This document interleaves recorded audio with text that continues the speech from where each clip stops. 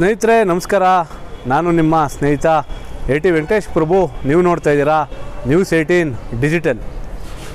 ಕಾವೇರಿ ಹೋರಾಟದ ವಿಚಾರವಾಗಿ ಈಗಾಗಲೇ ಏನು ರೈತಪರ ಸಂಘಟನೆಗಳು ಮಂಗಳವಾರ ಅಂದರೆ ನಾಳೆಯ ದಿನ ಬೆಂಗಳೂರು ಬಂದ್ಗೆ ಕರೆಯನ್ನು ಕೊಟ್ಟಿದೆ.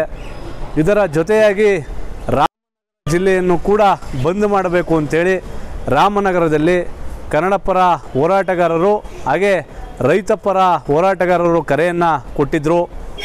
ಆದರೆ ಈಗ ಈ ಬಂದ್ನ ವಿಚಾರವಾಗಿ ಅಪಸ್ವರಗಳು ಎದ್ದಿದ್ದಾವೆ. ಏಕೆಂದರೆ 29ನೇ ತಾರೀಕು ಅಂದರೆ ಶುಕ್ರವಾರ ಕರ್ನಾಟಕ ಬಂದ್ಗೆ ಇನ್ನೂ ಹಲ ಸಂಘಟನೆಗಳು ಒಂದು ಬಂದ್ಗೆ ಕರೆಯನ್ನು ಕೊಟ್ಟಿದ್ದಾರೆ.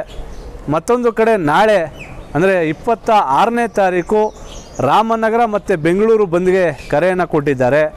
ಇದು ದ್ವಂದ್ವ ಒಂದು ನೀತಿ ಅಂತ ಹೇಳಿ ಕೆಲ ಕನ್ನಡಪರ ಹೋರಾಟಗಾರರು ಅಭಿಪ್ರಾಯವನ್ನು ವ್ಯಕ್ತಪಡಿಸಿದ್ದಾರೆ.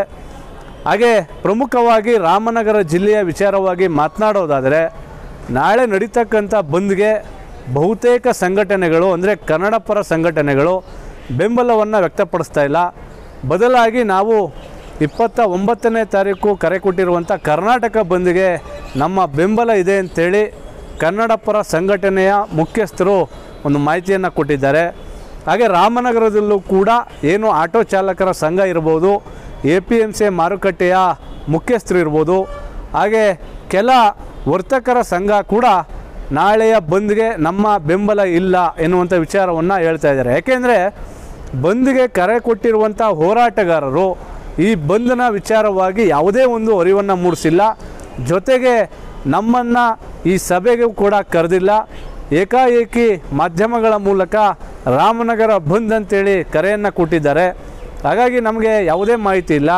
ಆದರೆ ನಾವು 29ನೇ ತಾರೀಕು ನಡೀತಕ್ಕಂಥ ಕರ್ನಾಟಕ ಬಂದ್ಗೆ ನಾವು ಬೆಂಬಲವನ್ನು ಕೊಡ್ತೇವೆ ಎನ್ನುವಂಥ ವಿಚಾರವನ್ನು ಪ್ರಸ್ತಾಪ ಮಾಡ್ತಾ ಇದ್ದಾರೆ. ಹಾಗಾಗಿ ನಾಳೆ ನಡೀತಕ್ಕಂಥ ರಾಮನಗರ ಬಂದ್ ಯಶಸ್ವಿ ಆಗ್ತದಾ ಆಗಲ್ವಾ ಎನ್ನುವಂಥದ್ದನ್ನ ನಾಳೆವರೆಗೂ ಕಾದು ನೋಡಬೇಕಾಗಿದೆ. ಆದರೆ ಒಟ್ಟಾರೆ ಏನು ತಮಿಳುನಾಡಿಗೆ ಕಾವೇರಿ ನೀರನ್ನು ಹೆಚ್ಚುವರಿಯಾಗಿ ಹರಿಸ್ತಾ ಇರುವಂಥ ಹಿನ್ನೆಲೆ ಏನು ಮಂಡ್ಯ ಜಿಲ್ಲೆ ಆಗಿರ್ಬೋದು, ರಾಮನಗರ, ಮೈಸೂರು, ಬೆಂಗಳೂರು ಈ ಕಾವೇರಿ ಕೊಳ್ಳದ ರೈತರು ಮತ್ತು ಕನ್ನಡಪರ ಹೋರಾಟಗಾರರು ನಡೆಸ್ತಾ ಇರ್ತಕ್ಕಂಥ ಈ ಹೋರಾಟದಲ್ಲಿ ಪ್ರತಿಷ್ಠೆಯ ವಿಚಾರವಾಗಿ ತೆಗೆದುಕೊಂಡು ಕೆಲ ಹೋರಾಟಗಳನ್ನು ಹತ್ತಿಕ್ಕುವಂಥ ಕೆಲಸವನ್ನು ಆ ಹೋರಾಟಗಾರರೇ ಮಾಡ್ಕೊಳ್ತಾ ಇದ್ದಾರೆ.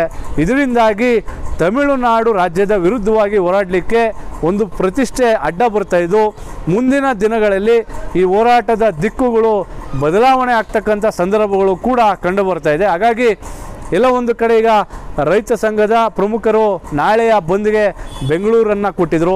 ಬೆಂಗಳೂರಿನ ಜೊತೆಗೆ ರಾಮನಗರ ಬಂದ್ಗೆ ಸ್ಥಳೀಯವಾಗಿರ್ತಕ್ಕಂಥ ರೈತ ಮುಖಂಡರು ಕರೆಯನ್ನು ಕೊಟ್ಟಿದ್ದರು. ಆದರೆ ರೈತ ಸಂಘದ ಪ್ರಮುಖರು ಕೊಟ್ಟಂಥ ಕರೆಗೆ ಕನ್ನಡಪರ ಹೋರಾಟಗಾರರ ಬೆಂಬಲ ಇಲ್ಲ. ಆದರೆ 29ನೇ ತಾರೀಕು ನಡೀತಕ್ಕಂಥ ಕರ್ನಾಟಕ ಬಂದ್ಗೆ ನಾವು ಬೆಂಬಲವನ್ನು ಕೊಡ್ತೇವೆ ಎನ್ನುವಂಥ ವಿಚಾರವನ್ನು ಕನ್ನಡಪರ ಸಂಘಟನೆಯ ಮುಖ್ಯಸ್ಥರು ಹೇಳ್ತಾ ಇದ್ದಾರೆ. ಆದರೆ ಅವತ್ತಿನ ಬಂದ್ಗೆ ಇವತ್ತು ಏನು ಕರೆ ಕೊಟ್ಟಿದ್ದಾರೆ ರೈತ ಸಂಘದ ಮುಖಂಡರು, ಅವರು ಅವತ್ತು ಬೆಂಬಲವನ್ನು ಕೊಡ್ತಾರಾ ಎಂಬ ಪ್ರಶ್ನೆ ಕೂಡ ಈಗ ಮೂಡ್ತಾ ಇದೆ. ಒಂದು ಕಡೆ ತಮಿಳುನಾಡು ಸರ್ಕಾರ ಆಗಿರ್ಬೋದು, ತಮಿಳುನಾಡಿನ ವಕೀಲರಾಗಿರ್ಬೋದು ಭಾಳ ಒಗ್ಗಟ್ಟಿಂದ ಏನು ಕಾವೇರಿ ವಿಚಾರವಾಗಿ ಅವರು ಹೋರಾಟವನ್ನು ಮಾಡ್ತಾ ಇದ್ದಾರೆ. ಸುಪ್ರೀಂ ಕೋರ್ಟಲ್ಲಿ ಅರ್ಜಿಯನ್ನು ಹಾಕಿದ್ದಾರೆ. ಕಾವೇರಿ ನದಿ ನೀರು ನಿರ್ವಹಣಾ ಮಂಡಳಿಯಲ್ಲೂ ಕೂಡ ಅವರು ಗೆದ್ದಿದ್ದಾರೆ. ಆದರೆ ಮತ್ತೊಂದು ಕಡೆ ಕರ್ನಾಟಕದಲ್ಲಿ ಏನು ರಾಜಕೀಯ ಪಕ್ಷಗಳು ಮತ್ತು ಪಕ್ಷದ ನಾಯಕರು ಕೂಡ ವಿವಿಧ ರೀತಿಯಲ್ಲಿ ವ್ಯಾಖ್ಯಾನಗಳನ್ನು ಮಾಡ್ತಾ ಇದ್ದಾರೆ.